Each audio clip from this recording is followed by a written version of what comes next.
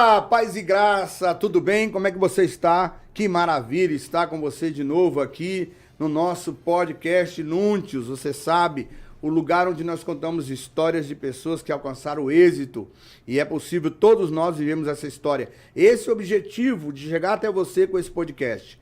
Mostrar para você que é possível qualquer pessoa, em qualquer área diferente, alcançar o êxito, ser feliz, ser bem-sucedido, independente de quem seja. Não é necessário você ter uma Ferrari, uma cobertura nos jardins, ou ser um milionário em Dubai para ser uma pessoa que alcançou sucesso. O sucesso está dentro do propósito de Deus e dentro da vontade que Deus estabeleceu para a sua vida. Isso te fará útil para você e útil para aqueles que te acompanham, e com certeza você vai ser a luz que Ele disse que você seria para influenciar o seu caminho e iluminar o caminho para outros. E como sempre, hoje eu vou entrevistar um camarada sensacional. Ele é um showman à parte, homem de Deus, cheio do Espírito Santo, pastor, pregador do evangelho, artista, comunicador, homem de televisão, homem de rádio. É tanta coisa que esse homem é que eu vou deixar ele se apresentar para você. Então você que está comigo, não sai daí, vamos até o final, a gente já volta com ele. Jean Nascimento, o homem de Deus. Te espero daqui a pouco. Pastor Jean Nascimento, irmão Jean Nascimento, sei lá como é que eu falo aqui, eu estava vendo seu currículo aqui, aí eu comecei a ficar cansado, entendeu?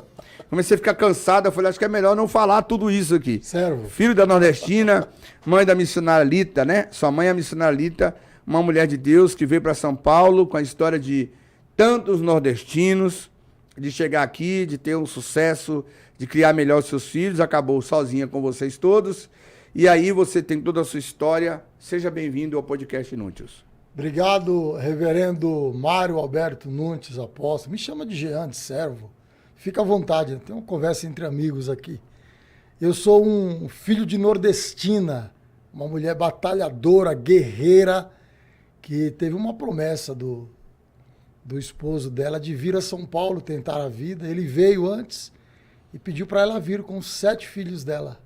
7 filhos? 7 filhos. Eu sou o mais novo de 4 homens e tem 3 mulheres. São mais novas ou mais velhas que você? Eu tenho a mais nova, a Suzete. E para cá ela veio, só que chegando aqui não era nada daquilo que ela imaginava. Quando chegou aqui, o meu pai já tinha mais 2 famílias. Uau! E aí... Cabra bom! Ela se viu, baiano, né? Ela se viu num deserto, sem ter nada e com 7 filhos para dar o de comer. Foi acolhida por uma senhora chamada Conceição. Ela falou, fica aqui na minha garagem. E na parte de cima era um terreiro de macumba. E nessa garagem ela despachava alguns trabalhos. Então, a minha infância foi ali. Eu morei dentro de uma garagem. Eu tinha como café da manhã metade de um pedaço de um pão, sem manteiga. E eu ia para a escola. Quando voltava, eu tinha que comer aquela metade como almoço. Aonde, que bairro que era isso, São Paulo? Zona Leste de São Paulo, Jardim dos Ipês. E eu fui criado ali, num terreiro de macumba. Minha mãe não tinha recurso, não tinha trabalho. Começou a trabalhar na casa de algumas famílias para ter algum dinheiro, para trazer o sustento para casa. Ela era pai e mãe de 7. Uau! E aí teve uma vida muito sofrida, a missionária Lita, foi pai e mãe. Eu costumo dizer que ela teve uma batalha e ela conseguiu com a ajuda de Deus. Dentro de um terreiro de macumba, numa opressão, ela criou 7 filhos lá dentro. Ela já era evangélica na época? Não tinha religião, não. Era dada como católica pela educação dos pais, dos meus avós. Mas ela não tinha religião em si. E ali eu nasci e criei, nasci na Bahia e criei ali. Você nasceu em que lugar da Bahia? Itiúba. Eu nasci numa fazenda chamada Fazenda Estrela. Itiúba é o quê? Chapada Diamantina? Não, bem antes. Itiúba é uma região bem norte, bem seca da Caatinga, ali do norte da Bahia. Depois da Chapada. Bem depois de Chapada.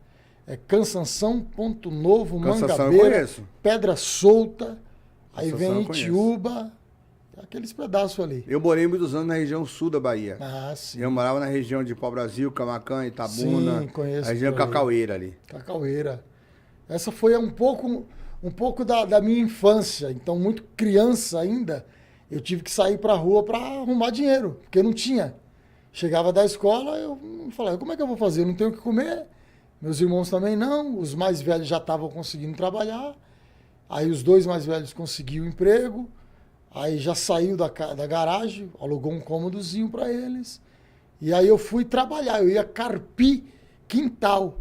Eu arrumei uma enxada emprestada com essa dona Conceição, que era a dona do terreiro de Macumba. E eu saía com uma enxada batendo de mão em mão nas casas. A senhora quer que eu carpine aí o quintal da senhora? E ali eu arrumava o dinheiro. E aí a sua história foi conseguindo estudar um pouco e ao mesmo tempo fazendo esse trabalho para poder. Você tinha o quê aí? 7 anos, 8 anos? Ali eu tinha 7 para 8 anos. 8 anos de idade já. Eu já tinha 8 anos de idade. Como se já fosse 8 anos, como se fosse 40. Eu já tinha 8 anos. Eu costumo dizer que eu já tinha 8. Porque a minha infância, 1 ano para mim voava, porque eu já tô com 8 anos. Eu preciso fazer alguma coisa. Desde cedo eu já tinha essa consciência de querer fazer alguma coisa. Eu preciso me mexer. Eu tinha consciência que a necessidade, né, Jean, a urgência faz com que a gente não tenha... Eu trabalhei muito dos meus 11 até os 16, 17 anos. Eu comecei vendendo geladinho aos 11 anos de idade, em campo de futebol, depois viúva de carneiro, que só vai saber quem foi da Bahia isso, na cabeça, na bacia de alumínio. Sim. E para ajudar em casa. E hoje as crianças não têm a geração Z que eles falam, né? Não tem essa essência. Não tem essa ideia, não tem. Os filhos hoje, quando trabalham, querem pegar o dinheiro para comprar tênis. Quando trabalha, quer pegar dinheiro para comprar tênis, é difícil, é diferente, né? A criação, hoje você fala pro filho, vou pegar você, vou dar uns tapas, eu vou ligar para você tutelar. Eu chamo minha mãe de senhora até hoje e dou benção para ela. Minha mãe é uma missionária de 82 anos, prega todo dia. Meu Deus. Eu fui ministrar ontem, e eu falei, tô indo. Ela, também tô indo atender uma agenda. Vou pro círculo de oração à noite. Tô indo buscar. Já pensou? 82 anos de idade. Me ajuda nas obras assistenciais. Ela é uma matriarca, né? Os seus irmãos também? Alguns deles estão no Evangelho. 2 deles. Os outros estão se encontrando ainda. Ainda estão se encontrando e a gente está na luta para. E como foi esse processo? Você passou por esse processo de conhecer, de ter esse encontro com Deus? Isso foi quando criança? Foi depois? Como foi essa história? Não, eu tive um encontro com Deus já um pouco tarde. Como saía muito na rua para trabalhar, aí eu fui fazer bico em feira. Todo sábado tinha uma feira e eu passava lá e ia pedir. Na verdade, eu ia pedir comida. Eu falei, me dá uns pacotes no final da feira, vamos levar uns pacotes para casa. Aí me surgiu uma ideia de não pedir por aquilo e eu conquistar aquilo ali.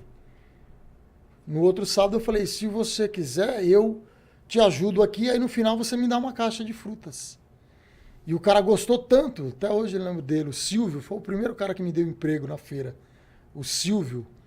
Ele falou assim, não, então você vai fazer o seguinte, todo sábado você não tem aula de sábado, né? Eu tinha reforço, mas eu não ia para o reforço. Eu optei por não ir para o reforço para poder trabalhar. Eu falei, não, sábado de manhã eu tenho reforço, mas eu não vou, eu venho para cá. Então todo sábado eu ia para a feira. E aí foi nessas indo na feira que eu encontrei a droga. Me apresentaram um baseado. Eu fumei meu primeiro baseado com 8 anos de idade. Uau! 8 anos de idade eu fumei meu primeiro baseado, cheirei meu primeiro pote de cola. Com 9 anos eu já tomava 1 litro de 51 por dia. Uau! E eu me desencantei, eu me desencadeei por ali.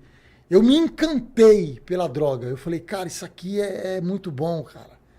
Você é doido, o baseado dá uma brisa da hora. Não, eu vou ficar, mano, top. É aqui. Eu trabalho, estudo de segunda a sexta, faço uns bicos aí. Aí trabalho de sábado, vou lá, compro minha droguinha, fumo meu baseado, ninguém sabe. E fui. Isso com 9 anos de idade? Isso com 8 para 9 anos de idade. Ninguém da minha família sabia.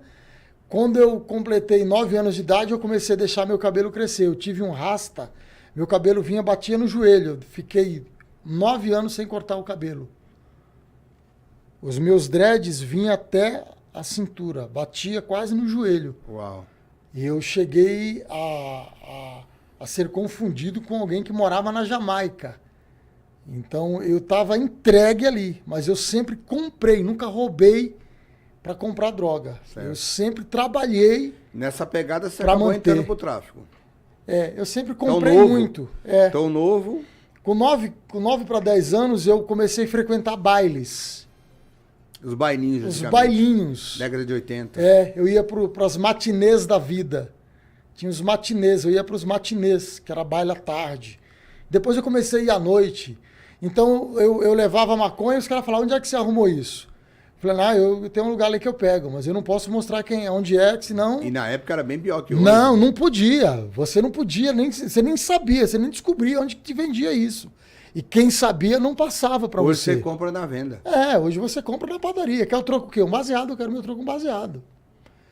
Então, nessa daí, os camaradas que andavam comigo, eu era o líder eu era o artista, o famosão, gostava de um regão, cabelo Rastafari, onde eu chegava, eu não pagava para entrar nos bailes. Pô, o moleque com 9 anos de idade já tem um cabelão assim e tal, e foi crescendo, e foi indo, meu cabelo foi crescendo. Era Rastafari. estiloso. Eu era estiloso, aí eu ganhava roupa, e aí eu comecei a comprar droga para os amigos. Não, traz um baseado, pega um baseado para mim, pega um para mim. Aí eu gostei dessa ideia. Aí eu cheguei no cara e falei assim, eu quero hoje 3 paranga. Vê umas 3 da boa. Aí pegava 3 paranga. Aí, na outra semana, eu estava comprando 10.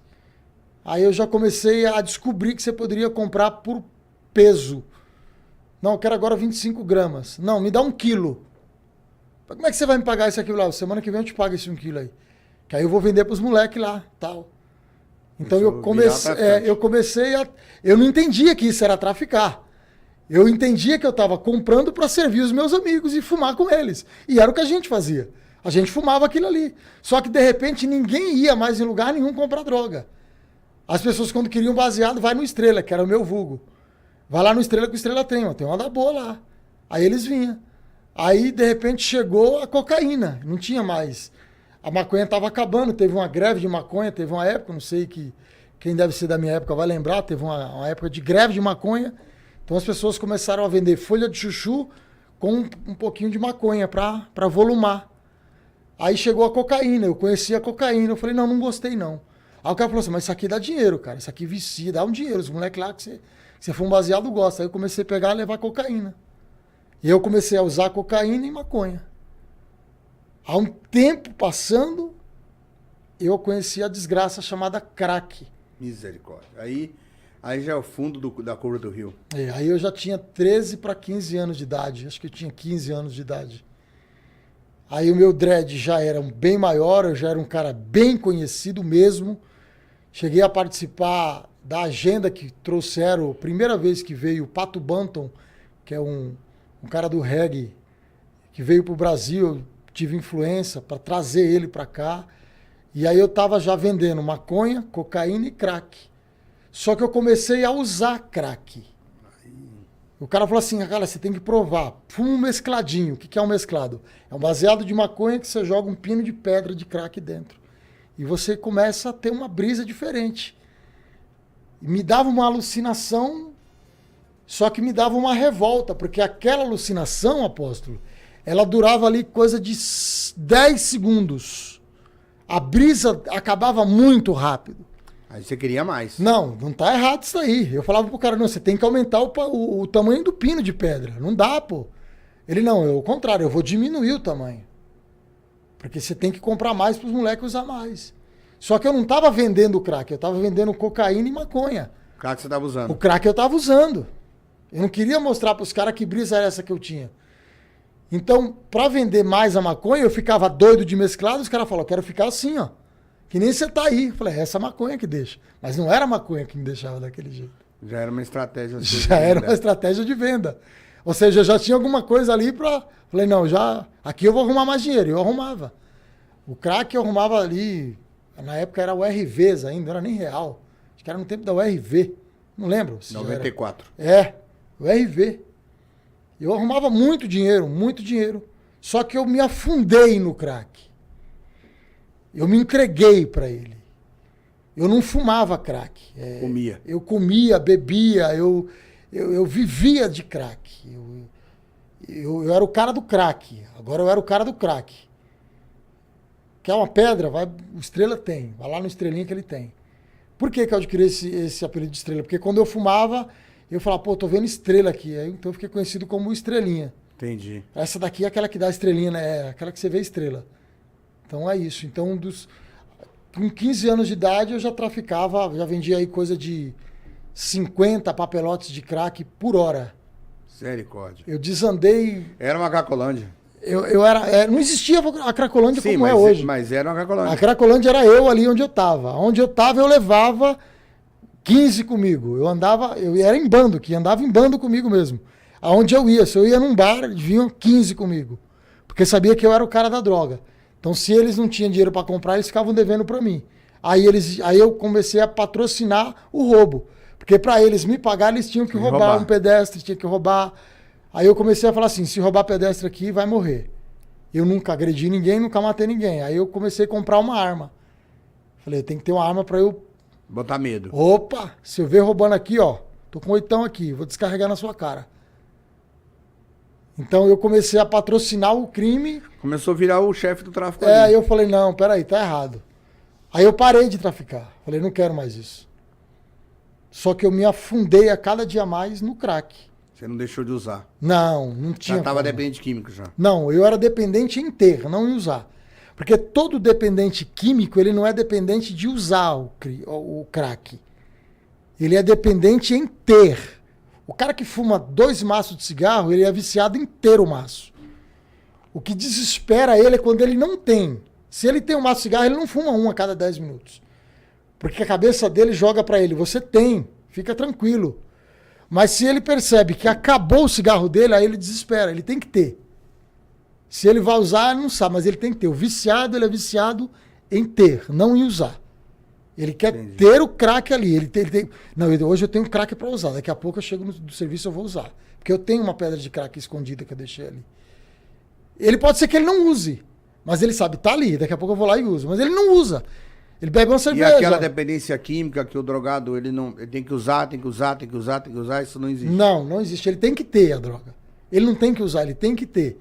Por isso que ele se sujeita a ter. Ele se sujeita a qualquer papel que seja para ele comprar. Ele compra a droga. Um exemplo, ele vai na biqueira e compra a droga, ele tá com a droga. Se no meio do caminho ele sofre uma abordagem policial e o policial leva essa droga dele, aí ele entra em desespero, porque ele quer ter. Ele não ia nem usar agora. Ele só ia levar, eu vou deixar aqui, aí eu vou ali fazer não sei o que, depois eu vou e fumo, eu dou uma cachimbadinha. Mas eu tenho que ter ela aqui. O que me tranquiliza é ter. O viciado, o adicto, o drogado, ele tem que ter a droga. Se ele tiver, ele não te agride, ele não fica nervoso com você, ele conversa de boa. Ele tem. Mas se ele não tem, ele fala, pô, me arruma 10 conto aí, cara. Eu preciso pegar um... Ele precisa pegar, ele tem que pegar a droga. Ele tendo a droga com ele, opa, toma mais calmo. Isso é espiritual, né, cara? É muito espiritual. Porque isso chega a ser uma possessão geográfica. É opressor. É. Ele é dependente em ter, não em usar. É a primeira vez que eu ouço... Olha que eu já ajudei muita casa de recuperação, mas é a primeira vez que eu ouço falar dessa forma. Eu trabalho com casa de recuperação porque eu vivo isso, eu vivi isso. Sim. Eu tive essas reações. Eu ficava com dor de barriga. Quando eu arrumava o dinheiro, já me dava dor de barriga. Eu vou comprar. Quando eu comprava o crack, parava. Aquela sensaçãozinha... Tudo mental, né? Eu tô tranquilo, pô. Tô com 2 pinos de pedra aqui. Tá de boa. Não tinha mais aquela... Muito interessante. Parava dava aquela mexidinha na barriga, parava. As lombrigas quietavam. Por quê? Porque eu tenho. Mas aí você não se envolveu no roubo, sequestro, não. Só foi mesmo na área dessa na questão experiência. De droga. Isso foi até quando? Eu fiquei usuário dos 15 até os... Não, dos 9 até os 19. Até os 18. Isso acaba um pouco dentro de você, né? Não, acaba tudo, porque eu fumava muito. É rim, é fígado, Eu fumava muito. pulmão, é tudo. Eu fumava muito. Como a droga, o efeito dela passa muito rápido, Você acaba usando muito para poder você manter usa o efeito. muito, você tem que manter, você tem que estar doido toda hora. Porque você só consegue tomar uma água sem tremer quando você bebe alguma coisa ou quando você fuma um baseado. Aí você consegue pegar o copo e levar ele à boca sem derramar. Se você tá careta, você não consegue fazer isso. Você só almoça depois que você fuma um baseado. Você só toma um banho depois que você fuma uma pedra. Que loucura isso. Então eu cheguei a morar embaixo de um viaduto. Eu morava embaixo de um viaduto. Eu morava lá, eu tinha minha casa, mas eu não ia. Eu morava embaixo de um viaduto. Eu comprava uma vulnerabilidade total. Eu comprava uma Marmitex, uma latinha de cachaça. Não era nem corote ainda, era latinha mesmo. Eu comprava 2 maços de cigarro e eu ia para debaixo do viaduto e ali eu ficava. A Marmitex eu colocava do lado. Quando eu terminava de fumar o crack, eu olhava, o rato estava comendo minha marmita. Eu tirava ele, ia lá e comia minha marmita. Eu dividi marmita com o rato, literalmente. O rato terminava de comer, eu ia lá e... Agora eu vou me alimentar, porque senão eu morro, eu tenho que comer. Caramba. Se eu não comer, eu não tenho força para usar mais droga. Eu quero usar mais, eu quero ficar doidão. Na verdade, você não comia porque você queria se alimentar. Você comia para se manter vivo para fumar. Para fumar, para ter pelo menos força para pegar um crack, bolar um baseado, tirar uma cocaína. E aí, como chega esse fundo do poço? Como estava sua mãe nessa história? Como estava a família? Minha mãe não sabia, minha família não sabia. Achava que você estava trabalhando? Não, eu sempre trabalhei, dei dinheiro para ela sempre, chegava em casa, tó. Mas eu burlava, o drogado, tem uma disciplina que eu aplico quando eu ensino nas casas de recuperação, que é a drogadição. Você aprende isso na psicologia, né? A drogadição, o drogado, ele tem a artimanha de enganar. Então ele tem os disfarces dele, ele joga o colírio, joga perfume, chega em casa... Inteiro. Ele espera a brisa passar e chega em casa. Tá aqui, mãe, o dinheiro. E pronto. Então, quando minha mãe descobre, eu já com 18... Aí ela roda de igreja em igreja. De igreja em igreja. Ela já era evangélica. Aí ela já encontra Cristo. Ela encontra Cristo, toda a família vira as costas para ela, porque agora ela virou crente, ninguém quer mais ajudar, ninguém quer mais saber dela. Ela tem que sair lá da casa da mulher, porque a mulher é da macumba. Como é que vai morar na casa da macumbeira? Não vai combinar. E ela falou, eu tenho que sair. Aí alugou uma casa, conseguiu. E agora ela descobre e ela vai de porta em porta, de igreja em igreja, ajuda meu filho, ajuda meu filho, ajuda meu filho, ajuda meu filho. E eu já com o cabelo grande, irreconhecível. Quando eu estava gordo, eu pesava 53 quilos. Jesus amado. 3 quilos era de rasta, o meu cabelo pesava 3 quilos, eu sei. E quando eu tirei ele, eu pesei ele. E aí, ela, confiante na palavra de Deus, toda a família dizendo, esse cara morre. Ela dizendo, não, eu tenho uma promessa que toda a minha família vai servir ao Senhor. E ele vai ser um pregador. Uau. Minha mãe profetizava isso.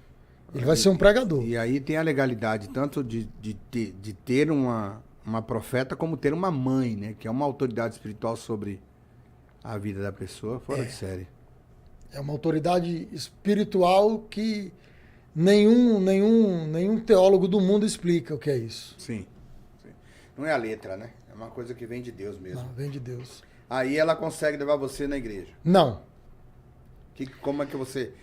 Vamos para esse nível agora, desse encontro do fracassado, do destruído, do drogado, do disfarçante, do mentiroso, agora para encontrar Jesus. Ela me pede para ir num culto que ela fala para mim que tem um pastor que sempre ora por você e esse você precisa ir no culto. Eu falei, eu vou.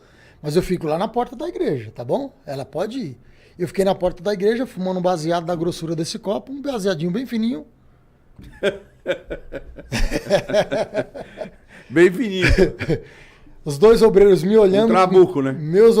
Os dois obreiros me olhando com cara de quem não gosta, mas não fazem nada e não me convida para dentro da igreja. Não me convida. Para eles é uma situação de risco, né? Não me convida a pagar o baseado. E nem convida para a igreja. Ou aí sair da porta da igreja, ir na rua e falar assim, você precisa de ajuda? O que você está precisando? Você está em frente parado. Não foram falar comigo. Na porta da igreja eu estava, eu terminei o meu baseado, minha mãe saiu, me deu um abraço chorando, falou, por que você não entrou? Aí eu falei uma frase que até hoje eu lembro, falei assim, porque ninguém me convidou. Aí eu peguei raiva da igreja, por esse motivo. Porque ninguém convidou você Eu falei, pra entrar. como é que a senhora quer que eu vá numa igreja que a senhora está indo e que ninguém me convida para ir, para entrar? Talvez porque eu estava sujo, cabeludão e fumando baseado. Então esse Deus aí que a senhora está indo, eu não quero não. É diferente do que eu preciso. Esse aí não vai me Eu ajudar. preciso ser acolhido. Isso aí não vai me ajudar não. Eu prefiro estar aqui com o meu baseadinho, mas eu fui. Eu só não entrei porque ninguém me convidou. Que loucura. Então eu comecei a entender, eu falei, a igreja é isso. Não, peraí, então não quero não. Aí passa 2 semanas desse episódio, eu fui numa outra igreja com ela, já eu entrei na igreja, falei, eu vou entrar, entrei, não fui fumando, fui, arrumei direitinho, mas como meu Rastafari eu coloquei uma touca que eu ganhei da mãe, do amigo meu, que ela fez uma touca do Bob Marley, para guardar, porque o meu cabelo não cabia nada, tinha que guardar dentro de uma touca. Depois vocês pesquisam na internet, touca de reggae, de regueiro. Ela é grandona porque ela tem que guardar as buchas do cabelo. Sim, sim. Né? Eu não tomava banho já tinha uns 3 meses. Né? Cheirava um pouco mal. Imagino. Imagino. Misturava o cheiro da cocaína, da maconha, do crack, da cachaça, do suor, do fedor. E aí eu entrei na igreja. Já nessa igreja me deram um sorriso muito bonito. Eu falei, gostei. Da próxima vez eu já venho nessa. Passou 1 semana, eu fui na linha do trem, ali na estação do trem em Paulista. Eu e o do trem, meu amigo do trem, o apelido dele era esse, porque eu coloquei nele, porque ele fumava um baseado e subia em cima do trem e ficava surfando. Acontecia muito isso na década de 80. Era, mas tinha demais. E ele, eu falei, você é o do trem, é o Wilton, presbítero Wilton. Deus abençoe, presbítero. Aí tava eu e ele fumando um baseado na linha do trem. Na linha, não é, na linha. Que o nosso desafio era fumar um baseado, aí quando o trem viesse a gente saía correndo. Quem sair primeiro vence, quem sair por último morre. Claro. Era a nossa brincadeira. Então, nisso foram morrendo amigos meus nessa brincadeira. A nossa brisa era essa. Que loucura, mano. Morria gente, morria amigo meu. Quem morreu? E a gente falava, tratava aquilo como uma coisa normal. Rapaz, morreu o Pelezinho. Ele não saiu a tempo. Ele foi desafiar. Saiu eu primeiro, fulano de tal primeiro, e ele morreu. Que loucura isso, cara. Droga, irmão. Droga. Adolescente com droga e dinheiro é morte, irmão. Morte. Aí nós estávamos fumando, de repente ia atravessar um cara na linha do trem, ele não atravessa e vem andando direto na nossa direção. Um cara de terno e gravata. Ele parou na minha frente, estava eu e do trem, eu estava sentado no trilho aqui e o do trem aqui. Eu com baseadinho, outra vez eu só fumava fininho, da grossura de um copo, assim, bem fininho. Ele apontou o dedo no meu rosto e disse, você é um escolhido meu, você vai ser um pregador e vai ganhar muitas almas para o meu reino. Uau! Eu lembro de desmaiar, acordar no outro dia na casa do tiozinho, que era o Ivan. Caramba! Desmaiei literalmente. Eu acordei no outro dia. Foi uma libertação. O meu encontro com Jesus foi ali. Conta isso aqui pra gente fazer um corte desse negócio. O cara... Você tava na linha do trem? Eu sentado na linha do trem, eu e o Wilton, que o apelido dele era do trem, que ele fumava um baseado e gostava de surfar na linha do trem. Então, veio um moço em direção a gente, na linha do trem, ele apontou um dedo de profeta na minha cara e disse, a partir de hoje você vai ser um profeta meu, você vai ser um pregador da minha palavra e vai ganhar muitas almas para Jesus. Ali eu desmaio e eu acordo na casa do tiozinho, que é o Ivan. O apelido dele é tiozinho, que ele já com 18, 17 anos já tinha alguns cabelos brancos. Eu acordo na casa da mãe dele, ela me acodindo e dizendo, você tá bem? No outro dia. No outro dia. Falei, tô bem. Onde eu tô? Aí o Ivan falou assim, você tá em casa? Eu falei, pô, tá legal, cara. Pô, deu overdose em você. Eu falei, não foi overdose, senão eu tava morto. O que aconteceu? Eu falei, não sei, cara. Veio um cara lá, apontou o dedo pra mim. Ah, deixa quieto. Vamos ali jogar snook e fumar um baseado. Eu falei, não quero fumar nada não, cara. Como é que pode, cara? Quero fumar nada não. Você tá maluco, velho? Quero fumar nada não. Quero fumar nada não. Mano, como é que pode uma coisa sem pregação, sem... O cara apontou o dedo na minha cara. Meu Deus. Quero fumar nada não, cara. Tá doido? Fumar maconha? E aí você foi atrás do cara, não? Atrás de Não, alguma não dá igreja? pra descobrir, Você não. sabia o que era? O que eu vou fazer agora? Não dá. Aí eu procurei minhas irmãs, minha irmã Suzani. Sua mãe? Minha mãe eu tava com vergonha. Eu tava com vergonha, né? Aí eu falei pra minha irmã, eu falei, ó, quero que você me ajude aí. Não vou mais pra casa da minha mãe, não. Mas você tá fumando ainda? Eu falei, não quero mais fumar, não. Sério, né? Eu não quero mais fumar, não. O que você quer? Eu falei, eu quero ajuda. Aí veio um obreiro de uma igreja que a minha mãe frequentava, pastor Salomão, falou assim, ó, traz ele aqui pra minha casa de recuperação. Aí eu fiquei lá nessa casa de recuperação com o pastor Salomão, até hoje lembro dele, lá em Suzano, cidade de Suzano. Extremão da Leste. Lá no Extremão. Aí fiquei lá numa chácara dele, ajudando e tal. Aí a casa passou por uma dificuldade, fechou, por falta de pagamento, fechou. Aí meus irmãos falaram assim, eu não quero ele aqui, eu não quero ele aqui, não quero ele aqui, não quero ele aqui. Eu não tinha onde ficar. Aí meus irmãos falaram assim, não é pra trazer ele pra cá. Esse cara é um nóia. Esse cara é um nóia, ele tá procurado de morte. A família não tem condição de entender esse processo de declínio psicológico, mental, é muito difícil. Não tem instrução. Não tem programa de governo que instrui a família do... Nem na igreja. Não tem. Nem na igreja. A minha experiência foi péssima com a igreja. O cara não me convidou para entrar, poxa. Como é que eu vou? Aí ela conseguiu uma vaga no Desafio Jovem Ebenezer, lá em Jacareí. Aí eu fui para Ebenezer. No mesmo dia que eu fui para Ebenezer, eu chego lá sem telefone, sem nada, só com roupa do corpo, coberta, fui para lá. De lá eles me levam para o Rio de Janeiro, que tem a unidade do Rio de Janeiro. Que o Desafio Ebenezer ele tem a sede sua lá em Jacareí e tinha uma filial no Rio de Janeiro. E é a única filial que cabia eu, que as outras estavam cheias, não tinha lugar. Eu fui para Seropédica, interior do Rio de Janeiro, ficar lá. Seropédica, cidadezinha bonitinha. Eu cheguei numa quarta-feira, quinta, sexta-feira, era o culto de jovens. Deus me batiza com o Espírito Santo no culto de jovens. Uau. E na outra casa primeiro você ficou quanto tempo? Eu fiquei 2 meses. E aí lá tinha culto, ministração. 24 horas oração. Já culto. havia um processo de limpeza. Já de tinha um processo de libertação. Não se tratava, lá não se tratava com remédio. Sempre oração. Remédio em caso de última extrema urgência mesmo. Aí lá na Ebenezer, 2 dias depois, você tem encontro com o Espírito Santo. Eu cheguei numa quarta, quinta, sexta, tinha um culto dos alunos. E aí eu fui batizado com o Espírito Santo. Eu até então não sabia o que era ser batizado com o Espírito Santo. Eu fiquei com medo. Teve evidência de línguas e tal. Evidência de língua. Eu falei, não, tem um demônio dentro de mim. Eu não sabia o que era, cara. Pô. Você vem de um mundo completamente tô vindo, irreal. Doidão, eu velho. vou subir na linha de trem agora de novo. Tava cheio de droga no corpo ainda, que demora um tempo pra sair. Eu tava cheio de droga no corpo. Eu tava zuretão de tudo. Onde que eu tô aqui? Só gente doida lá. Eu falei, não, velho, eu não sei o que é isso. Não, eu quero ir embora, quero ir embora, quero ir embora. Quem faz trabalho em casa de recuperação, eu tive a oportunidade de ministrar um tempo e eu abri 2 casas e dei para as pessoas cuidarem, porque eu não tenho estrutura para isso. Mas quando a gente tinha uma condição melhor para fazer esse trabalho, e pregar na casa de recuperação é uma experiência, eu acho que todo pregador devia passar pela experiência. Não importa quem seja ele, qual a denominação. Porque você chega lá, você vê os caras... Eu lembro que eu fui, a primeira vez que eu fui na casa de recuperação, um cara que ficava assim... Ele olhava pra mim e ficava... E eu dizia, cara, esse cara vai me bater aqui. Eu era moleque, tinha 18 anos. Você vê coisas que... É um negócio doido, mano. É uma escola. O outro carro se coçando, assim, e tal. É uma escola muito boa. Sim. O irmão José Barreiro, presidente, saudoso irmão José Barreiro, presidente do Instituto Ebenezer, do Desafio Jovem Ebenezer, ele orava 8 horas por dia de joelho, todos os dias.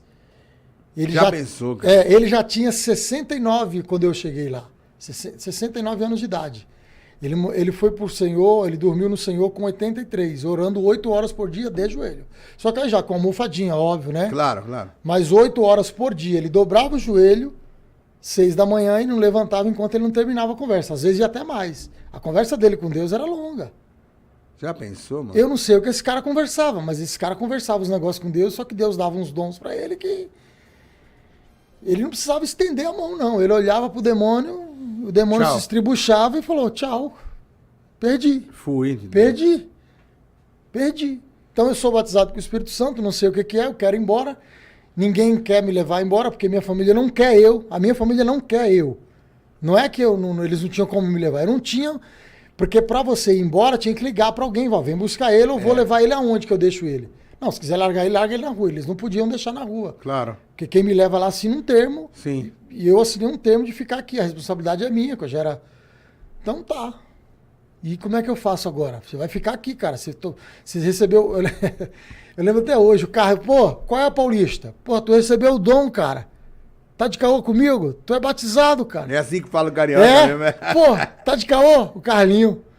Falei... O que esse cara tá falando, velho? Que barato doido é esse? No domingo tem culto na casa.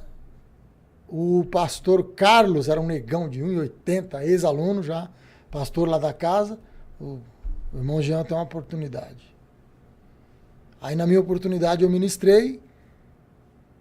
Nós éramos em 230 alunos. 230? 230 alunos. Eram Numa casa de recuperação? Eram 6 quartões. Eram 6 quartos e Cara, o quartão. É muita gente, mano. Eram 6 quartos e o quartão. O quartão ficava só os obreiros. Cara, é muita gente você tratar de tanta gente assim, 230. A maioria deles lá, o mais bobinho, tinha uns 15 homicídios nas costas. É tudo doido. Não, os caras é tudo louco. Tá cara. tudo comando, Quem Rio de Janeiro. Não... Eu ministro, dos 230 alunos, 56 recebem o batismo com o Espírito Santo. Eu ministro não, eu tenho uma oportunidade. Você não sabia o que estava fazendo? Espírito Santo comigo, eu falei, abri a Bíblia e ministrei. Primeira ministração, 56 anos batizado não, com o Espírito Santo. Não foi ministração, eu recebi uma oportunidade. Sim, primeira vez que você falou. Primeira vez que eu peguei um microfone na minha vida, no altar de uma igreja, que lá era uma igreja, era uma capela, e tá lá. E eu falei durante 12 minutos, eu não sei o que eu falei, me veio uma inspiração do céu, eu ministrei, eu falei sobre João, li sobre João, eu sou a água e tal, e fui, e Deus me tomou em dons. Quando eu termino, tem 50 que eles contaram lá, 56. Ó, tô falando carioca. 56 selados com o Espírito Santo, em dom de línguas. Uau! E os moleques choravam, mas chorava, que nem eu chorei também. A gente não entendia o que era aquilo, cara. Era muito doido, apóstolo. A gente não entendia, era muita unção. Você sabe que eu tive uma experiência não com drogas, no sentido de consumo, porque quando eu chego, eu fui da Magia Negra, da Umbanda, da Macumba e tal, e eu começo a ser tesoureiro do tráfico na Boca do Sapo, na Zona Leste, 89, Conheço. 87. Conheci, não sei se nem existe ainda. A gente era a maior fornecimento da Zona Leste, da ZL, né? O apelido era Baininho e tal. E aí eu assumo ali uma situação, no primeiro dia 2 amigos meus morrem de overdose. E aí eu disse, não vou nem fumar baseado. Eu tomava muito uísque o dia inteiro, mas eu nunca coloquei a mão num baseado, porque eu disse, eu não vou morrer disso. E como eu sou um cara muito emotivo, muito passional, eu tinha consciência de que se eu usasse, eu não voltava mais. Era uma coisa clara. Era um caminho sem volta. Era uma coisa clara para mim. Então eu acabei não usando. Mas a experiência... Eu tenho três coisas que eu vou dizer aqui que podem parecer loucura para qualquer pessoa, mas eu acho que você vai me entender. Tem 3 experiências na vida de adolescente que fazem ele sentir a maior sensação de poder da história dele. Quando ele está com uma arma na cabeça de alguém. Um adolescente com uma arma na cabeça de outra pessoa e a vida dela na sua mão, é uma sensação de poder, de satisfação, de governo que o cara tem, que é sensacional. É muito forte isso.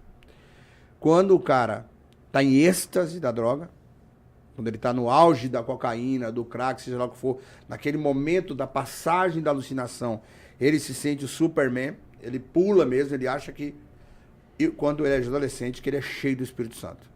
Eu vivi as 3 experiências. Quando você está cheio do Espírito Santo, eu não estou dizendo que uma é igual à outra. Dizendo que o Cada poder, um na sua proporção. Sim, não, e o poder que causa metafísico, porque a presença do Espírito Santo enchendo o adolescente é metafísico. É um dínamos. É um negócio extraordinário. Então, assim, um jovem, a primeira oportunidade que eu tinha 13 anos, quando eu coloquei a primeira vez na cabeça de alguém. E o cara ajoelhado pedindo para ver, você se sente o dono do mundo. A mão dele, a vida dele na sua mão. Você sente o dono do mundo. É um negócio fora do comum. A segunda experiência foi de alucinação com a própria bebida. Você Tá em foi êxtase. droga, você entra em êxtase, você acha que pode transar com 10 mulheres ao mesmo tempo, você perde a noção da Comprar realidade. tudo, dirigir carro que você Você pega o carro, acha que você é o piloto e vai tal. embora. E quando você está embriagado, eu fui batizado com o Espírito Santo com evidência de línguas, num processo de milagre extraordinário. E quando aconteceu comigo, eu fiquei 2, 3 dias em êxtase, assim. Eu nunca tinha sentido aquele prazer. É claro que um é a presença de Deus, outro é efeito da química, Óbvio. outro é efeito da consciência humana, Sim. mas eu fiz psicanálise e sou terapeuta também, então a gente entende um pouco Consegue dessa entender leitura. já hoje, né? Mas, cara, eu falo, não deixa experimentar, não deixa ter oportunidade, não deixa chegar. Aquele menino, essa semana a gente está gravando agora, não vai ao ar agora, mas eu posso falar, nós estamos gravando no finalzinho de maio. Essa semana teve uma criança que os pais puniram, ele foi lá, matou o pai, que é policial, com tiro, matou a irmã, depois matou a mãe, e as pessoas falam, demônio, demônio, demônio. Eu não vou dizer que não seja, mas a sensação de vingança de uma criança de 12, 13 anos, com uma pistola na mão, dar um tiro no cara, dizer, você me fez, eu vou me vingar, eu sei porque eu vivi isso. Tanto contra o meu pai, que era agressivo comigo e com a minha mãe, quanto com o mundo que eu vivi.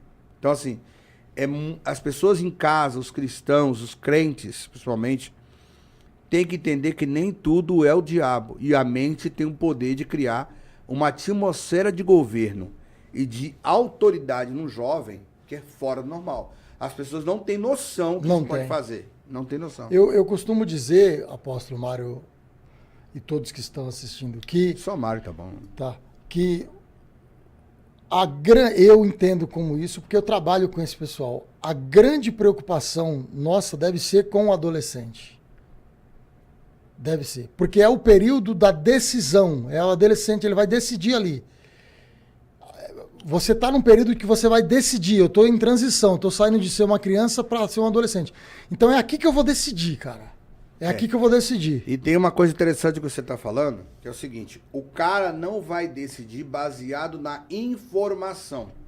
Ele vai decidir baseado na emoção. É bem emotivo. Tem 4 pilares na paternidade que eu gosto muito nessa questão do jovem dos 12 hoje até os 18.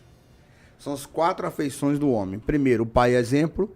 Segundo, o pai é modelo, que exemplo e modelo são coisas diferentes. Sim. E meu pai é um cara extraordinário, eu não sei o quê, mas ele não é o meu modelo, porque ele é agressivo, porque ele é isso. Então tem o pai exemplo, o pai modelo, o pai afetivo, que é o pai que diz o que honra o filho, que quer que o filho se sinta valorizado, mas também o pai que pega e abraça, aperta, dá um beijo, põe no colo. Eu tenho um filho de 12 anos agora, eu tive 4, o meu caçula tem 12. Ontem eu cheguei de noite, ele me olhou com um olhar diferente. E eu cheguei muito cansado, saí 6h30, cheguei de estar em Paulista pregando 10 e tanta da noite.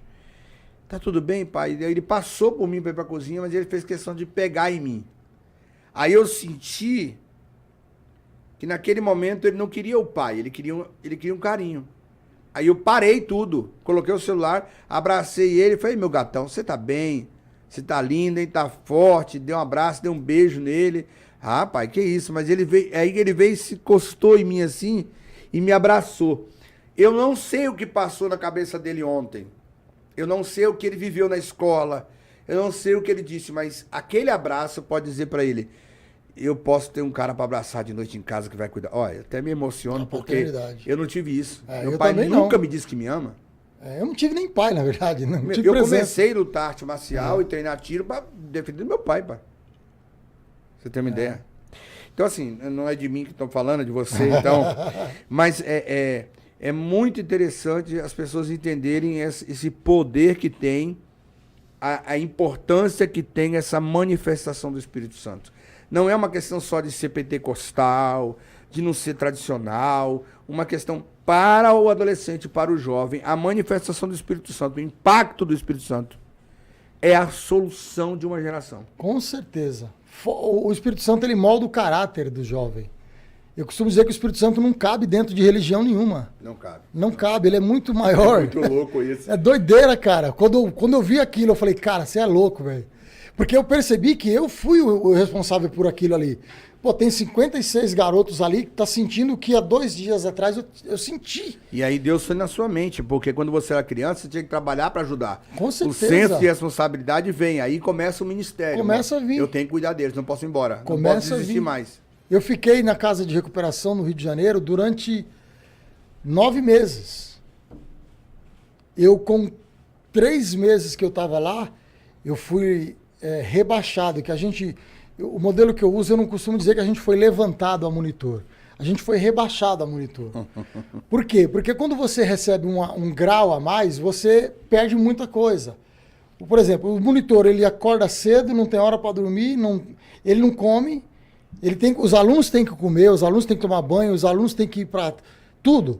Aí, se sobrou um tempo, o monitor vai lá, almoça, toma um café, toma um banho, se sobrar esse tempo. Então eu fui rebaixado a monitor. Numa casa de loucos. Só doente, mental, como é que você vai como é que você vai, né? Então ali eu percebi que era o Espírito Santo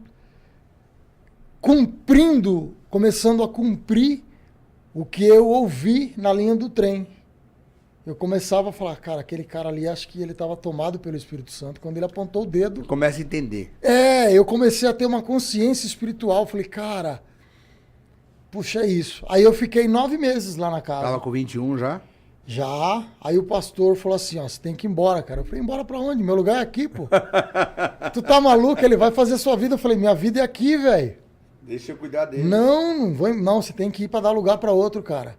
O período gestacional aqui é 9 meses. Já foi. O feto já nasceu, você já nasceu, cara. Você já é um novo homem agora. Agora você vai praticar lá fora o que você aprendeu aqui dentro, no campo de batalha. Agora é lá, eu quero ver você agora? lá. Aí eu falei, cara, não vou embora não. Primeiro eu tava com medo. Bom, como é que os camaradas meus iam me ver agora? Pô, eu andava com... E a família? Pô, nada. Minha família não acreditava que eu era crente não, velho. E eu mandava carta. A gente tinha direito a mandar carta 2 vezes por semana. Mandava carta. E a carta que chegava deles também, os obreiros primeiro liam e passava pra gente. Só que eu agora já era um monitor, eu tinha acesso a um telefonema. Vou ter que ir embora e tal. Aí minha família, não vem não, tá bom aí pra você. Mas mentira que tava bom pra mim. É que eles não queriam eu lá. Aí eu volto. Aí Deus começa... Leste. Volto pra leste. Pra casa da mamãe. Volto pra casa da mamãe, mas não fico com ela, porque os meus irmãos não acreditavam no meu chamado. E lá dentro da casa de recuperação, teve um obreiro que falou assim, ó, você vai chegar lá na sua família e você vai ser um José. Todo mundo vai desconfiar do seu chamado, ninguém vai acreditar que você está bem, mas você vai governar lá. Falei, tá bom, vou com essa palavra aí. E fui. Ninguém queria eu. Não, ele não é crente ainda não. Até hoje tem gente que fala que eu não sou crente, da minha família. Não. Muitos já receberam milagres através das orações da minha vida. Aí mamãe aluga um quarto e falou, vá lá. Aí eu começo a destrinchar. Aí você volta a estudar. Aí eu volto a estudar, eu entro na faculdade. Você fez faculdade de quê? Eu tenho 3 formações seculares. Eu tenho logística, segurança do trabalho e eu tenho curso de segurança patrimonial. Aí depois me formei. Teologia, fiz pós-graduação, fiz teologia na FAESP, Faculdade Evangélica do Estado de São Paulo. Conheço. Fiz Mackenzie. E aí tô atendendo a agenda, pregando em tudo que é canto, sem condições nenhuma, e Deus me levando nos lugares. Eu falei, Jesus, como é que o Senhor me traz aqui? Como é que o Senhor me senta numa mesa dessa com esses caras tudo grandão, tudo velho de Bíblia? O que é que eu tô fazendo aqui, cara? Aí a notícia corre no meio do tráfico, no meio dos bailes. O Estrelinha agora é crente. Ah, duvido, quero ir lá. O cara falou, não vai não, mano. Se você for, você vira crente. O cara tá pregando que nem um monstro. Não vai não. Aí que ele fala mesmo. Aí foi vindo um por um. Um por um. Eu não vou dizer que é sorte, que eu tive muito Deus comigo, que a maioria dos que eu desviei na droga que não morreram, eu resgatei para Cristo. Eu brinco. A maioria deles. Eu brinco isso, meus maioria. amigos. os meus amigos, a minha gangue, que na época da gente era gangue. Era gangue, pô. A minha gangue, só 3 que não estão, os outros todos são pastores. Todos eu levei para o Senhor, todos foram pastores. Da minha equipe... Só 3 que não. O resto estão na igreja, mas são pastores. Da minha equipe, muita gente morreu. Hoje o Léo é meu filho. Todos eles me chamam de pai. Meu filho na fé. Meu irmão, depois eu conto rapidinho. Acho que não outra vez. É muita coisa para falar aqui, irmão. O meu irmão é meu filho na fé. Ele A gente faz top 1, top 2, não tem problema. Professor de teologia, escritor. É meu filho na casa de recuperação. Ele foi para casa de recuperação e tudo mais. Então a maioria dos que hoje estão comigo, a maioria morreu, apóstolo. A maioria morreu. Mas deve ter uns 30 aí, vai. Vamos pôr aí. Tem uns 30 aí que é pastor. Aí você já está chegando na casa dos 23 anos, 24 anos. Aí eu já tenho isso daí. Formando. E aí, família. Aí caso, conheço a irmã. Não queria negócio de casamento, porque eu sempre fui muito itinerante, cara. Eu não tinha tempo, não tinha tempo para mim, para nada. Eu tinha em mente uma coisa, eu tenho que fazer a obra. Eu era muito fissurado em resgatar a gente da rua. Meu ministério é sempre rua. Eu gostava de pregar a igreja que tava na boca do fumo ali. Eu falava, mano, esses caras têm que sair dali, porque eu saí dali, velho. Mano, sai daí que o negócio aí vai ficar ruim. Vem pra Jesus. Por que é bom? Porque eu tô aqui, mano. Se não fosse bom, eu não tava aqui. Vem pro lado de cá. Então eu conheci uma jovem. Me caso com ela, linda demais da conta, mulher de Deus, linda. Linda. Casei, mas ela não acompanhou o meu ministério.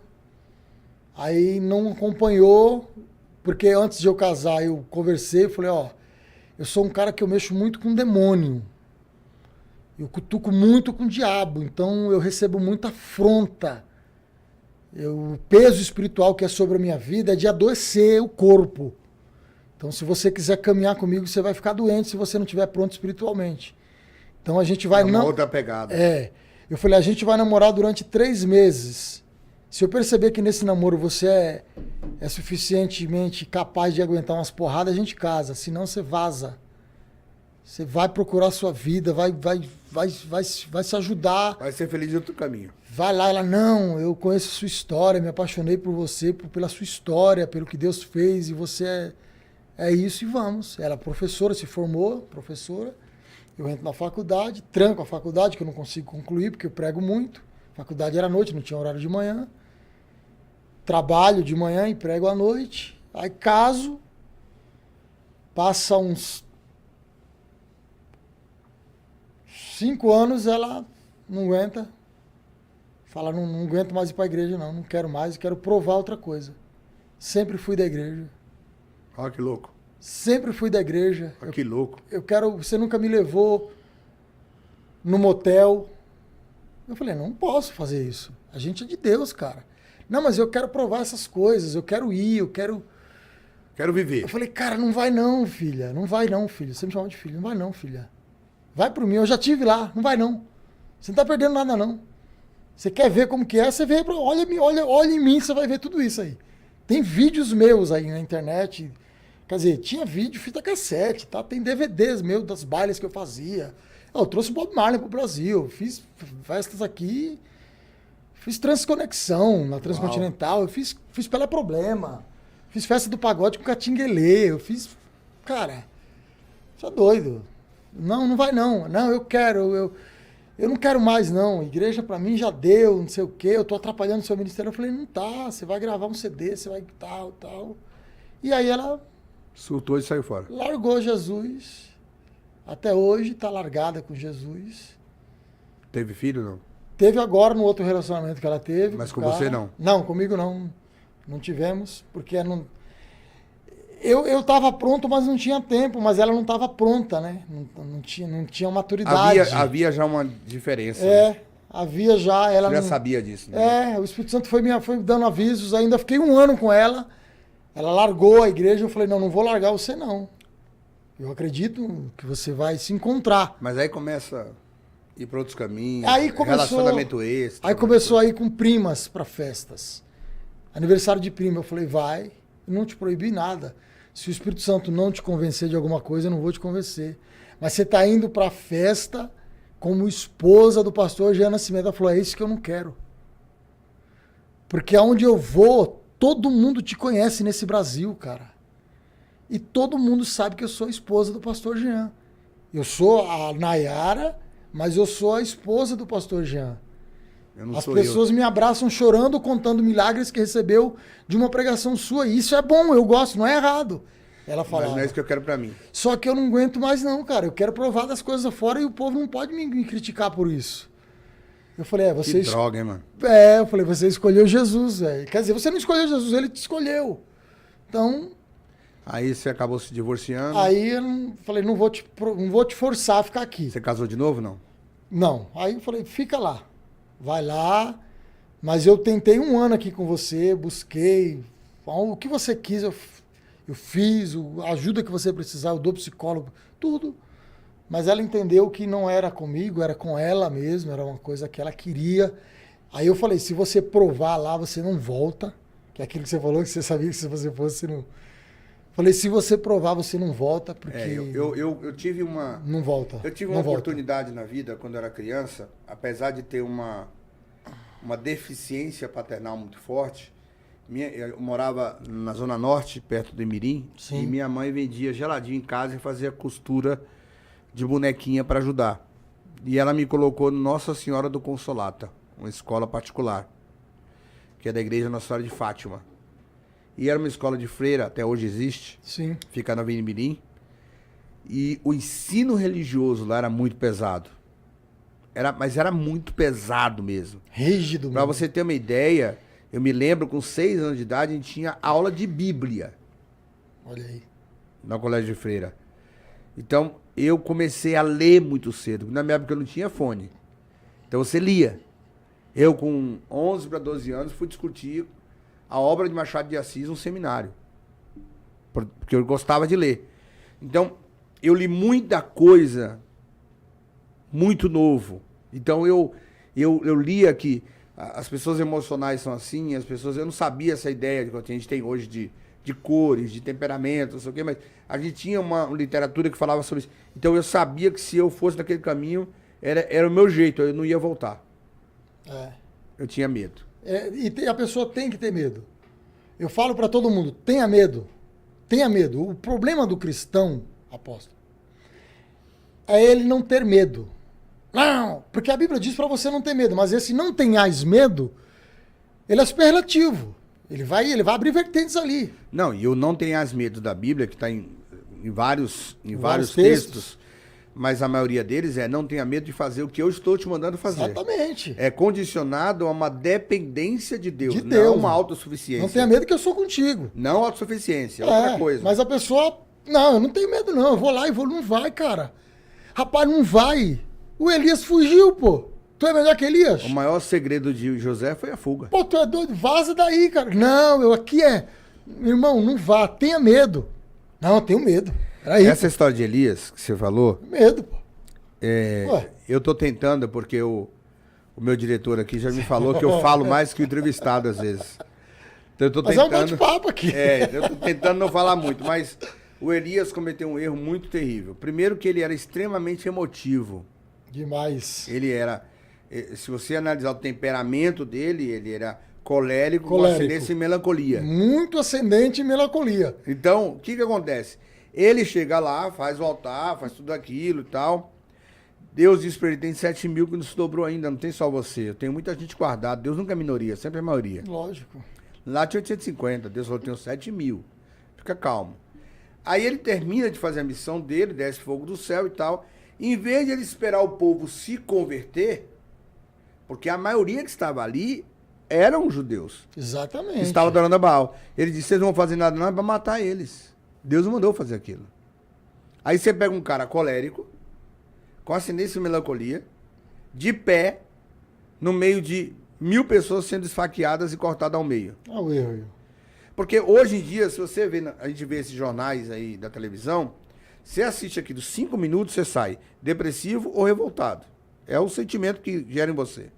Imagina um cara que não está acostumado, você nunca viu Elias com o martelo na mão, com a marreta, com a faca, com a espada.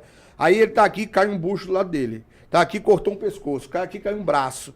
Ele ficou... Aquela cena Mexe com o emocional dele. Muito. Aí chega a notícia do que aconteceu no palácio. Aí a mulher chega e chama um cara e fala pra ele assim, fala pra Elias que assim como ele fez com os meus profetas de Baal, eu falei com ele amanhã. Na cabeça do cara era aquilo. É. E ele sabe que foi ele que fez, não foi Deus. Então às vezes a gente ultrapassa o limite. E muito. E aí Acrescenta. a consequência... A consequência vem. Depois desse processo, você continua pregando. Eu te conheci na Rádio Aviva. A Aviva FM e na Vigília, lembra? Isso. Na Vigília, lá, num culto, na verdade. Lá em Itaquera, na Dannenberg. Dannenberg, aquele... Não, ali é na Avenida Adriano Bertozzi. Isso. Acho que foi no Café de Pastores. Alguma coisa assim. Te conheci lá. Com o Jacques Soares. Beijo, bispo. Ele pediu espaço lá para fazer um café de pastores. Levou o pessoal da Jetro na Isso, época. Da Jetro. Só que eu estava pregando itinerante, e aí eu fui pregar numa igreja. Eu não me lembro quem me apresentou, o pastor Eduardo Silva. Pastor Eduardo Silva. Me apresentaram ele. Como eu já tinha uma formação na área de segurança, ele falou assim, queria que você me ajudasse na vigília do Aviva Leste. Coordenasse para mim. Mas o Eduardo Silva que você está falando é aquele que é Hermínio Tarazzo ali. Isso, era da Hermínio Matarazzo, agora ele está na Avenida São Miguel. Tá, eu já sei quem é. Pastor Eduardo Silva, eu fui ajudar ele na vigília, e aí ele falou assim, cara, a gente tem um programa na rádio, vamos lá para você fazer o programa comigo? Eu falei, vamos. Madrugada, eu falei, vamos. Eu chegava da agenda, ia direto, aí eu ia com ele. Começamos a divulgar a vigília na rádio. Aí virou estouro. Rapaz, o programa de madrugada, meu amigo, era um negócio de doido, velho. Era um negócio de doido. Só doente. Era uma unção. E é só doente. É doente. Era uma coisa de doido. A gente ajudava tanta gente na madrugada. Pessoas batizadas com o Espírito Santo ao vivo. Pessoas aceitavam Jesus ao vivo. Era um doido. Na vigília eu quero te dar um abraço e ia. Então, a rádio foi um estupim que aconteceu na nossa vida. Na minha, do pastor Eduardo Silva e do pastor Gianni Cavalcante. E na época tinha o pastor Sérgio. O Jânio é aquele da Parque do Carmo ali? Não, o pastor Gianni Cavalcante, ele é do Itaim Paulista. Ministério Aviva, lá no Itaim. Aí ele falou assim, o Eduardo falou assim, cara, vamos montar uma rádio? Eu falei, vamos. Ele doido, eu mais doente da cabeça ainda. Ele falou assim, eu vou deixar, porque ele trabalhava com o irmão dele, ele falou assim, eu vou largar o escritório do meu irmão, vou montar a rádio, você toma conta? Eu falei, tomo. Aí nasceu a Rádio Aviva. De doido, irmão, foi uma coisa de louco. O Espírito Santo veio, eu falei, vou. Aí ele falou assim, só que você vai ter que largar tudo que você faz. Eu falei, não, você não posso parar de pregar. Ele, não, pregação você continua atendendo sua agenda. Mas você vai estar aqui de manhã. Isso é muito forte, cara. É muito forte, é muito forte. Aí eu comentei com alguém, eu falei, você é maluco, cara, você vai largar seu trampo, você fazer rádio. Eu falei, vou. Rapaz, não faz, vou. Montamos a rádio, tá no ar. O pastor Eduardo falou assim, ó, faz o programa aí, que ele ainda não tinha saído da firma do irmão dele. Ele ficava trabalhando no escritório lá, escritório de advocacia lá, e ele era auxiliar lá, acho que auxiliar financeiro, alguma coisa assim. E ele falou, você faz o programa aí, profeta, aí vai profetizando aí, quando chegar os anunciantes, a gente racha o dinheiro e vai embora. Falei, varão, vamos embora então. E eu acreditando naquele projeto. Eu e ele, nós acreditamos numa coisa que o cara olhava pra gente e falava, esses caras é maluco, não existe. E o rádio é apaixonante. Não, o rádio ele não perde pra nada. Eu fiz rádio direto, quase 20 anos. Claro que rádios de menor expressão. Eu me converti numa quarta-feira de manhã. Na quinta-feira, às 3 horas da tarde, tinha um programa numa emissora de rádio da minha cidade, chamada HP Publicidade, Sonata de Paz, com o pastor Gerson Cruz, da IPB. Ele me levou no programa e disse, hoje você prega. E naquela época, a nossa rádio lá não era uma rádio igual a gente tem no dial. Eram as caixinhas de som num poste contra o poste. Então eu preguei para minha cidade inteira, 3 horas da tarde. Às 8 da noite eu fui para a Assembleia de Deus, o pastor mandou buscar em casa. Manda o Beto vir aqui para ele contar o testemunho dele. Meu apelido era Beto. Aí eu fui pra Assembleia de Deus e preguei Isaías 9:6. Um dia de crente eu tinha. E eu preguei quase 40 minutos. 37 pessoas citaram Jesus. Foi Minha conversão em pau-brasil foi um negócio... De doido. É porque... Nem vou te contar que eu vou público que aceitou Jesus, mas tudo bem. Então, assim, foi uma coisa impactante. E eu me apaixonei por rádio. Rádio é forte. Pra mim, isso que eu tô fazendo aqui hoje não é podcast. É um rádio. Pra mim, isso é rádio. É um rádio gravado, filmado. Porque a gente não tinha essa... Eu me identifiquei muito com isso aqui. Eu sentei no estúdio da rádio, fiquei primeiro mês, ninguém liga. Segundo, falei, profeta, a gente só tá gastando. Terceiro mês eu falei, vou fazer um voto com Deus. Foi ele que chamou eu pra aqui. Peguei uma caixa de fósforo embaixo do bar, um pedacinho de esponja e 1 litro de álcool. Dobrei o joelho e falei, Senhor, se ninguém não ligar aqui, eu taco fogo nesse estúdio hoje. Tua palavra disse pra eu fazer prova contigo. Eu tô fazendo prova. Se não ligar, acabou. Não, eu vou tacar fogo. Não é que acabou. Eu ia tacar. Eu comprei o álcool, irmão. Comprei o isqueiro. O cara falou, que é isso, pastor? Dá o isqueiro. Você é doido, meu. Não, Barão. E era o estofado de espuma, acústica era de espuma. Não sei se já... Isso que já tá cheio de Espírito Santo. Imagina quando isso não era crente, Taca mano. fogo aqui. Dobrou o joelho. Falei, se ninguém ligar, eu taco fogo nesse estúdio. Ai, Deus. Que história sensacional. Taco fogo. Dobrei o joelho. Eu fazia o programa das 8 a meio-dia. Uau, 4 horas, mano, é muita coisa. Só que eu pregava, meu amigo, como se tivesse 1 milhão de gente me ouvindo. Tinha ninguém me ouvindo. É assim mesmo. Tinha ninguém me ouvindo. Eu, você vai receber e liga pra cá. Eu tinha o telefone daquele livre da Embratel. Um azulzinho Nokia. Pequenininho. Pau. Ninguém ligava. Naquele dia eu orei. Falei, Senhor, vou fazer o programa agora. Que eu chegava de manhã, tomava o café lá, no rapaz que era embaixo, a rádio ficava em cima. Café. Peguei o álcool, isqueiro e subi. Orei, Senhor. Fazendo voto com o Senhor. Se ninguém me ligar, eu taco fogo nisso aqui, a gente acaba com isso. Acabou. Tô orando. Fazendo o programa, 8 horas naquela animação. Programa Manhã com Deus. Meu programa era das 8 às 10. Aí depois eu parava um pouquinho, aí eu voltava das 11 ao meio-dia. Né? Aí depois eu almoçava e voltava das 2 às 4. Era só tava você na rádio, né? Era só eu, não tinha ninguém, pô. Aí eu voltava das 6 às 7, que era fim de tarde, com o pastor Jean Nascimento, que 7 horas eu ia pregar. Aí em 10h30 ninguém ligou, tal, meio-dia. Quando foi sair pra almoçar, me liga um cara. Alô, quem é da rádio? Eu falei, é da rádio. Eu pus ao vivo. Eu sou o cantor, até hoje eu lembro, eu sou o cantor Valdemar Júnior. Olha só. Eu quero divulgar meu CD aí. Quanto que é? Eu falei, de graça. Traz aqui. Ele, por quê? Eu falei, porque você é uma resposta de uma oração que eu fiz hoje. Você é uma resposta. É mesmo, Barão? Não, mas eu quero pagar. Se for de graça, eu não quero. Eu falei, o cara é crente, rapaz. Lembra do Davi? Eu não quero oferecer o sacrifício ao Senhor, que não me custe nada. Terra de Aruana. Aí eu falei, não, então tá. Então a gente vai se encontrar. Aí acabou o programa, eu fui. Nem voltei pra rádio. Falei, a gente se encontramos em São Miguel, restaurante Piazzi. Almoçamos lá. Ele me apresentou o DVD.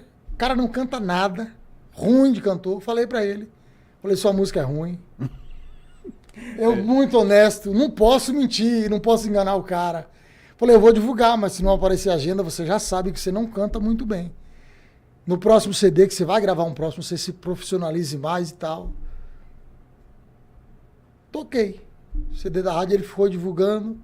E ele fazia questão de pagar. E eu não queria receber, porque era um... Eu falei, cara, Deus me respondeu, né, cara? Não vou cobrar desse cara. Ele falou, se você não receber, eu vou ficar chateado e não vou fazer. Porque ele falou pra mim que eu também fiz um voto com Deus.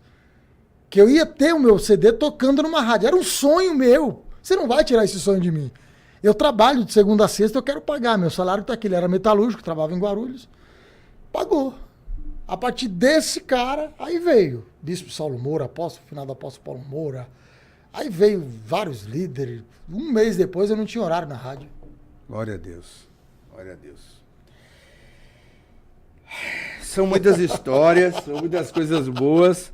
Já estamos a 1h10 aqui, falando de coisas e eu tenho certeza que ainda falta muito, mas eu queria terminar esse primeiro podcast nosso. Eu espero que a gente possa gravar outros. Assim que as agendas nossas conciliarem. A minha está sempre à disposição. Eu sou pequenininho, né? A sua que é mais difícil. A agenda dele é mais concorrida que a de deputado. Teve deputado que eu liguei num dia e veio no outro. Ele demorou 10 meses para mim. Mentira. Mas foi várias ligações. Eu queria que você contasse um pouco dessa última experiência que você passou. Porque eu não sabia que você esteve doente. Você me disse que o médico disse... O que aconteceu? No ano passado, março de 2023. Final de fevereiro, começo de março de 2023. No final de fevereiro, eu estava sentindo umas dores estranhas que eu não costumava. Eu sempre fui um cara de esporte, treinava todos os dias, academia e tal. Tem até vídeo meu aí. Tem bastante. Tem uma porrada. Umas coisas bem feias, assim. Bem feia. Porque bem o camarim é feio demais. Mas se não for pra causar, eu não saio de casa. Baiano nasce, estreia. E aí não é estreia. É estreia. Estreia. E aí eu me senti uns desconforto. Falei, não deve ser nada. Eu não como besteira, tenho uma alimentação regrada, sigo uma dieta. Só que eu me esqueci que eu sou itinerante. Então, eu cada dia comia uma coisa em um lugar. Eu comia o que tinha. Nunca jantei em casa, sempre comia quando acabava um culto, é pizza, 2h da manhã e vai. Bem por aí mesmo. Desconforto. Demorei para ir ver o que era. Comecei a perder muito quilo. Perdi em 4 dias, perdi 6 quilos. Uau! Canal grave. Muito grave, seríssimo. Decido ir ao médico. Um amigo meu me leva. Você vai no médico. Eu aviso minha mãe. Tô indo pro médico, não tô bem. Eu entro no médico, o cara falou assim, eu vou te internar. Eu falei, não, que internar? Eu vou te internar, daqui você não sai. Eu vou te internar porque a gente não sabe o que você tem. Seu exame que você fez aí não acusa nada. Eu contraí uma bactéria, depois eles falaram, eu contraí uma bactéria. E ela se instalou dentro do meu organismo. Foi comendo eu por dentro. A bactéria, ela tem esse poder de comer você lá dentro. Os meus anticorpos, eles ficaram fracos. E o que eu alimentava, ou eu vomitava, ou eu saía pelo canal do reto, não parava alimento no meu corpo. E eu inchaço. A barriga inchada, pescoço inchado, perna inchada, dificuldade já para se locomover.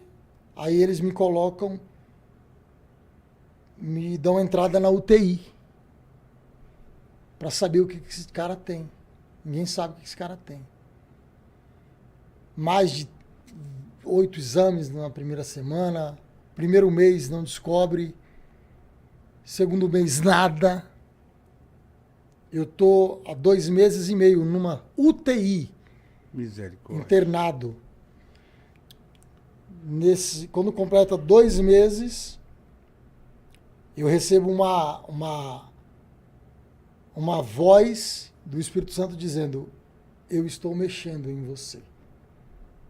Eu estou te curando, colocando dentro de você o dom da cura. Quando dá 2 meses e meio, quase 3 meses de UTI, eles ligam para os meus familiares e falam, pode vender tudo que é dele. Pode doar o que é dele, ele não volta mais. Uau. Não sabemos o que ele tem, já veio 4 juntas médicas, foram feitos mais que 12 exames, não acusa nada, a barriga não para de inchar, já fizemos 2 paracentese, a gente tira e volta, descartaram suspeita de câncer, cogitaram cirrose, porque bebi muito, bebi cachaça, bebi álcool, eu bebi álcool de gasolina, posto de gasolina, bebi gasolina, não tinha dinheiro, um pouquinho aí, encostava no posto de gasolina, o cara colocava na mangueira, pau. Eu tinha que ficar doido, cara. E quando dá uns 2 meses, quase dando 3 meses, fala assim, ó, pode vender tudo. Uau. Pode vender tudo.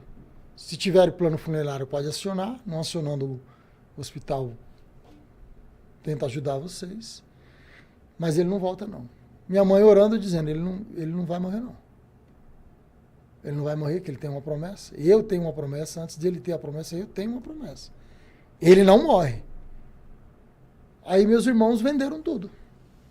Que louco, cara. Venderam tudo. Eles fizeram de tudo que era meu. E a cada dia o Espírito Santo dizendo, eu estou curando. E eu naquela calma, apóstolo, que dava raiva em todo mundo.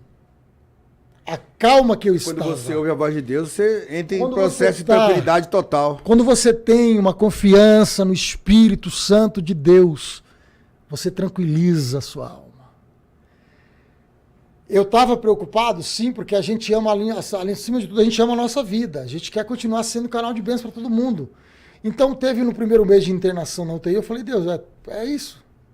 Acabou? Ué, o Senhor me usou tanto para tanta gente que eu colocava a mão, o cara recebia a cura e agora é isso aí. Então a gente ficava meio triste que a gente ama a vida. Quem ama a vida não quer perder a vida. Claro, claro. Eu amo isso aqui, cara, eu vou perder isso aqui? Não, eu não posso perder isso aqui. Eu quero viver, pô, quero pregar. Aí eu começo a receber ligação de um monte de gente, que eu tava com o celular a todo tempo. Quando eu podia, eu atualizava algumas pessoas, mais pra família, né? Aí foi vazando meu número, muita gente ligou pra mim. Muita gente, muita. Apóstolo Joduque, mandava vídeo, Samuel Ferreira, Silas Malafaia. Foi ligando, gente dos Estados Unidos, Benin, o Duque fez uma ponte, tal. E eu calmo, irmão. Todo mundo profetizando e eu Vai ser na hora de Deus. Cara, eu não dizia nem que amém, nem que não amém. Eu não esboçava reação nenhuma, porque eu sabia quem estava comigo naquela marca. Quem estava mexendo no processo. Eu sabia quem estava mexendo. Eu conheço o cara que está me mexendo. Meu melhor amigo, o Espírito Santo, está comigo. Ele falou. Eu estou mexendo em você. Ninguém vai achar nada aí. Porque eu estou mexendo em você, cara. E quando eu mexo, é eu que mexo. Acabou. Você sabe que eu tenho uma senhora de Minas, que ela viveu aqui em São Paulo um tempo. Ela estava boa em casa, cozinhando e tal. E aí Deus falou com ela, falou, eu preciso te ensinar o peso da cura. Ela falou, como assim? Eu vou tratar em você. Ela saiu da cozinha, desligou o fogo, porque ela tinha uma criança pequena, desligou o fogo, sentou no sofá, não levantou. Foi direto para UTI. Ela disse que ela não sentia o corpo, ela não chegou a ficar paraplégica, mas ela não sentiu o corpo. Sim. Tinha consciência de tudo que acontecia, com o olho aberto, ouvido, boca, todos os sentidos. E ela ficou nesse estado vegetativo por 5 meses. Meu, até hoje, ela vai na USP periodicamente fazer exames, porque os caras querem saber o que aconteceu. Do mesmo jeito que ela sentou e ficou doente, foi do mesmo jeito que ela levantou na cama um dia de tarde, serviram lá comida na sonda e tal. Ela sentou na cama, sentiu vontade de sentar, sentou, levantou, foi no banheiro. Ela foi no banheiro, desinchou na hora. Ela começou a soltar gases, desinchou. Ela saiu assim, andando e tal. Ela não se mexia. Nunca teve nada mais. Hoje ela... sobrenatural. Faz tempo que eu não a vejo, uns 8 anos, mas assim, é botar a mão e curar. É sobrenatural. É botar a mão e curar. É um negócio impressionante. Todos os meus familiares, eles... Cara, e agora? Como é que a gente vai enterrar esse cara? Como é que vai fazer? A preocupação deles era isso. Morreu o cara, é o José que morreu. Você tá aqui fazendo podcast, pregando todo dia de novo. Morreu o cara. Aí eu falei, não, eu vou ficar calmo já que eu ouvi a voz. E como foi a recuperação? Aí a médica falou assim, nós estamos dando alta pro senhor. Aí eu falei pra minha irmã, eu consigo ficar aí um tempo até eu... Não tem nada mais? Aí fiquei morando com a minha irmã. Dormindo lá. Ela me passou uns remédios. Acho que tinha uns 10 remédios para ir tomando. Só por tomar, porque... Paliativo. É o que você estava tomando aqui. Não sei se vai adiantar, mas a gente não sabe o que faz com você. A gente vai dar alta para você morrer em casa. Já avisamos a família e é isso.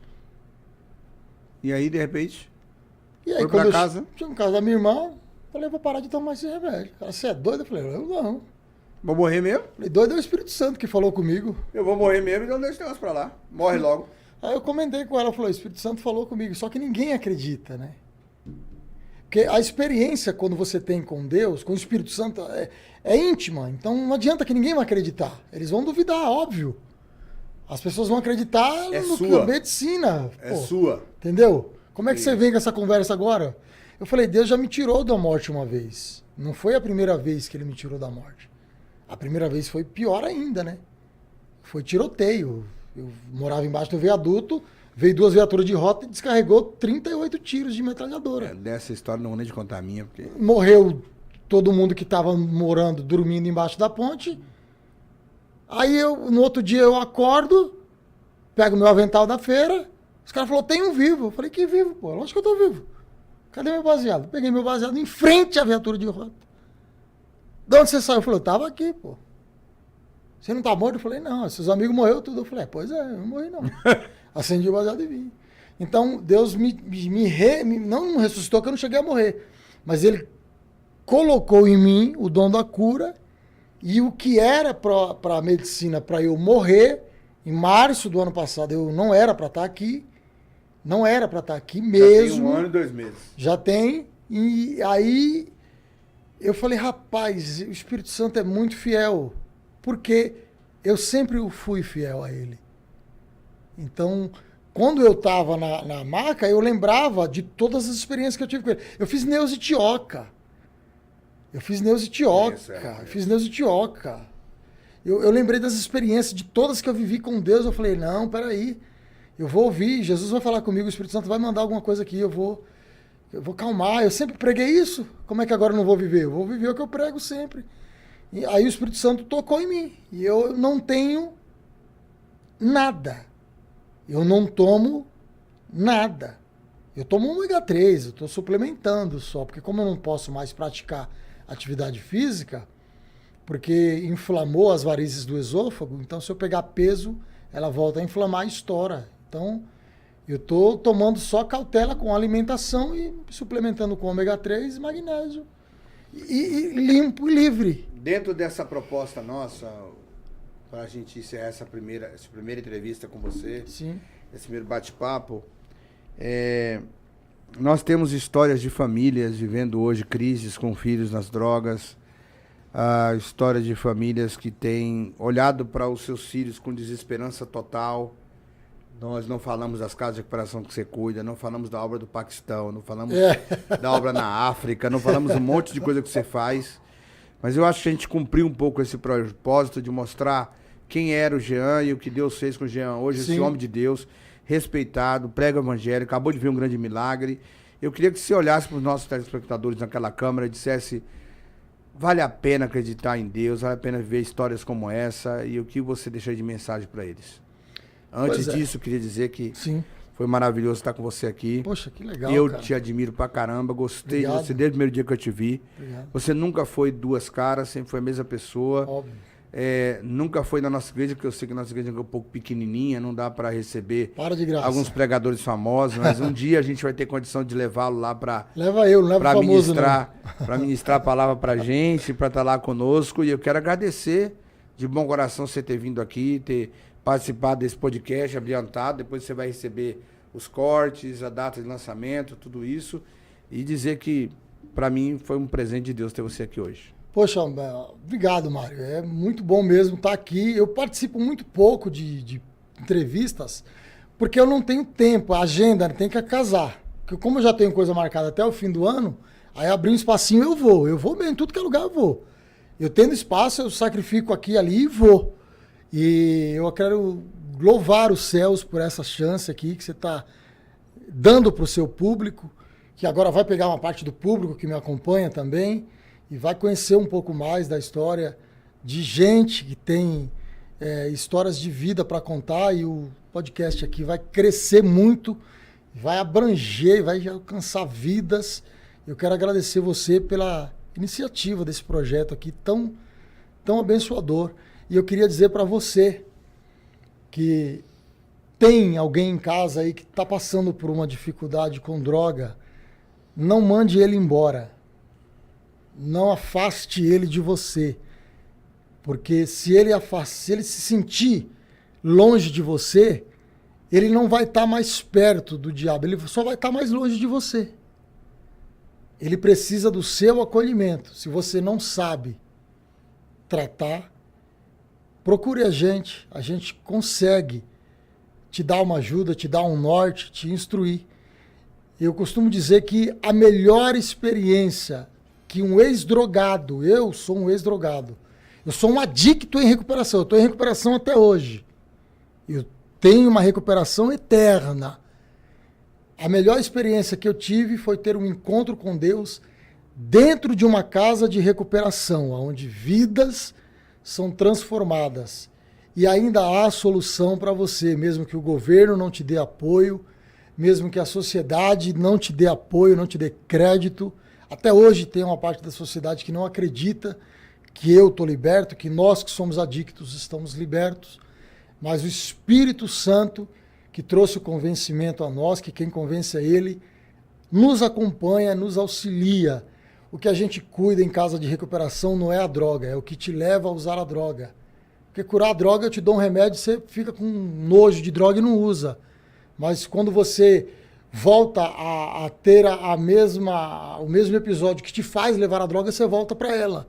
Então a gente não cura a droga, a gente cura o caráter da pessoa lá dentro, que é moldando o caráter dele, sabendo por que ele usou droga. O que te leva a usar droga? Tá um trabalho, tá vindo um problema sentimental, familiar, emocional, financeiro, a gente trata isso, cura o caráter dele e aí nunca mais ele vai querer usar droga. Tem jeito para você como teve para mim. Deus te abençoe.